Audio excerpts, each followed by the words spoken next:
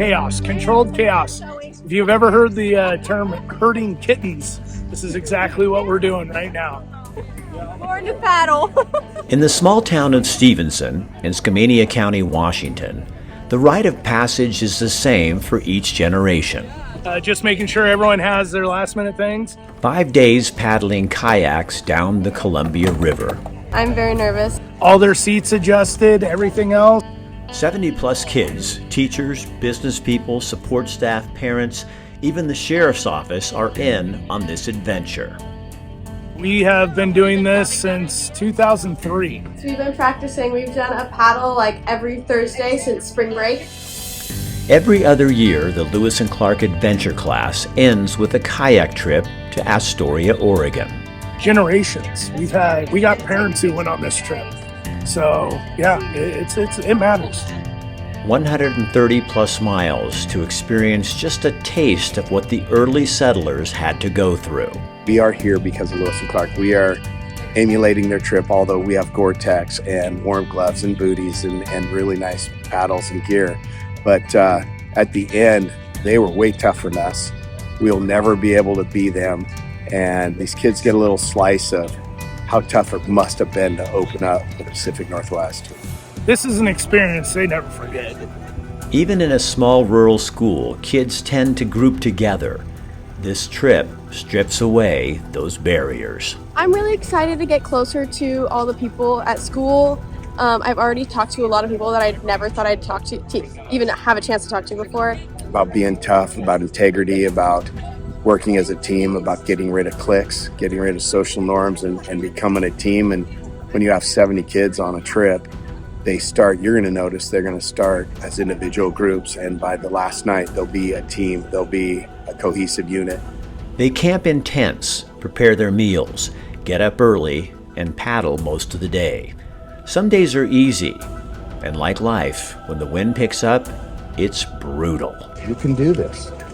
You are one of the hardest workers. You are ready for this. You worked hard. You gave and gave and gave. Don't let yourself down, okay? When you get back in, go get it.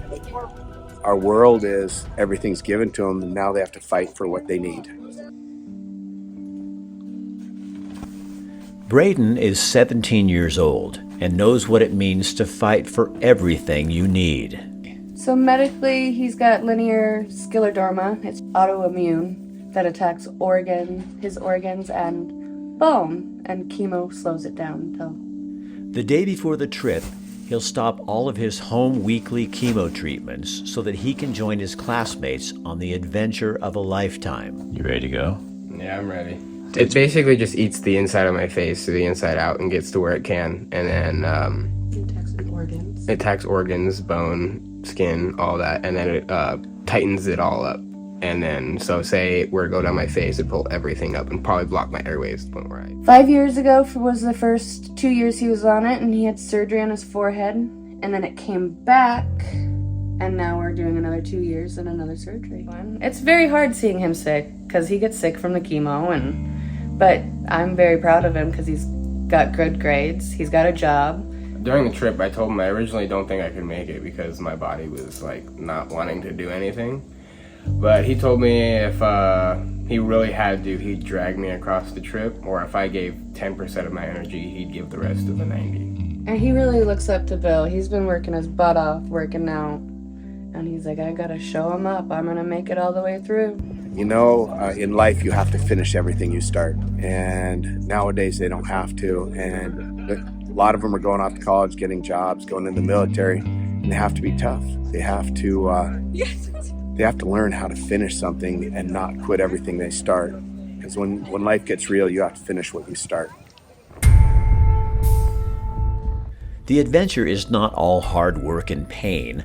This is also a lesson in community, getting involved, and remembering where you come from. I would say that these teachers, Bill, and all of these adults that set this up 26 years ago, it's my understanding that this is the 13th trip.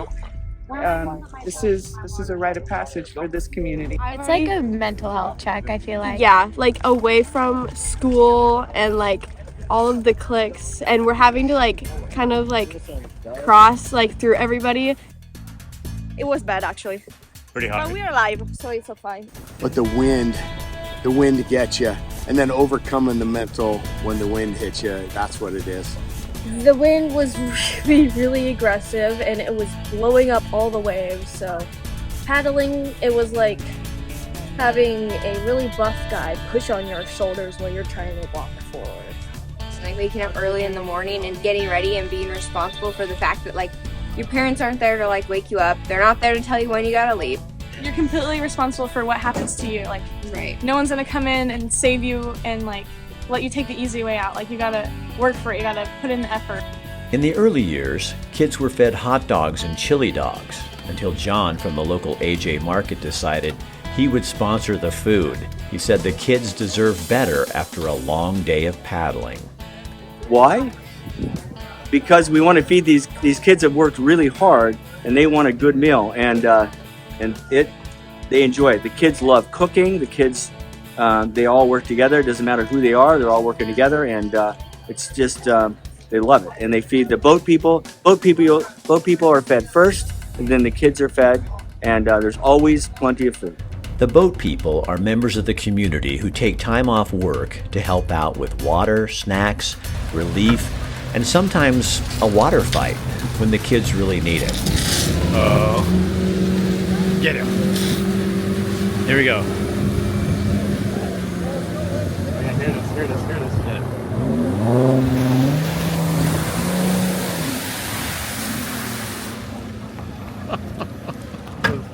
Several foreign exchange students from all corners of the world are here. They had no idea what they were getting into when they signed up for the Lewis and Clark adventure. Oh, we didn't know each other before, but we live like 1 hour apart. Their home in Italy is a long way from here, and these girls are the first to admit this is not what they expected. You have to paddle 5 days. We're like, we didn't. Maybe you should change the class, you know? I can adapt to different situations, like by myself without my parents. Yeah. Probably. And then, I don't know. I just believe in myself more. I'm like, yeah, I can do it. I can do it by myself. I cannot, but in my brain I can. Try. It's hard. One of the hardest things I think I'm gonna do in my whole life, maybe. After this, I think I can go through everything. I mean, I knew we were paddling like 30 miles a day, but I don't think I really actually knew what that meant. No one cares whether you are in the front of the pack or the back. You learn that everyone has their place. Me and my partner, we were in the back, but we were just focusing all our energy on motivating everyone else to stay forward. Exactly. Like, I was like, you go, guys, while I'm back here, but you got this up there. Yeah, we were and using like our power, it. like our impact on the water was pushing everyone Yes, it was like forward. sending them forward. So you're struggling, and you go, I can't struggle. These kids are struggling. So you got to keep going. So you're looking at them saying, hey, we got this. Just around the bend. Keep going. Keep pumping. Keep going. Keep going. Many parents meet up with the convoy along the way. It's hard to let go of your kids. Helicopter parenting at its finest. You're cleaning their room? I might have detachment problems. This helped me like become more outgoing and not be as shy as I used to been. I think it's like definitely a mindset thing. Like, I didn't realize I had so much endurance. I'm not like an athletic person, and so it's a challenge, but I realize that I can push myself to keep up and like do all the work. I learned that like a lot more kids than I thought like have the will to do it. Like a lot more of them have the, okay, it's time to buckle down and just get the day over with and keep paddling than I thought there was gonna be. Since everybody is kind of like different on like a physical level, like not everybody's gonna stay in their cliques, and so when you're passing somebody on the water, you're like, how you guys doing or something. And I feel like this experience kind of like everybody's struggling together. I've learned that, like Lacombe said, you can be friends with just about anyone. Just gotta have a good attitude and be kind. We all help each other and we're just kind. It's way different from anywhere else in the world. In this trip, nobody else in the world does this. It's just students in high school.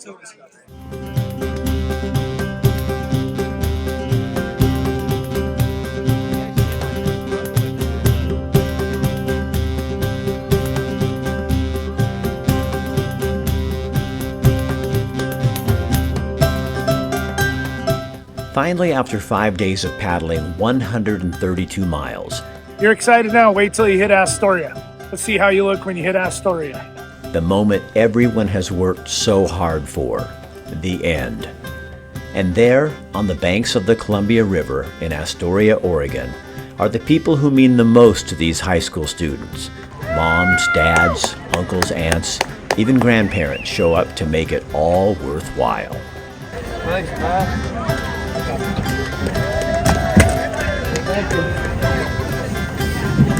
That was great. It was funny. I would never do it again, but it was Yeah. experience. Yeah, never in my life again. Once in a lifetime. Yes. I don't know if I'd do it again, but it was okay. It was a good experience. I feel tougher. I feel like other struggles in life will be easier because of this.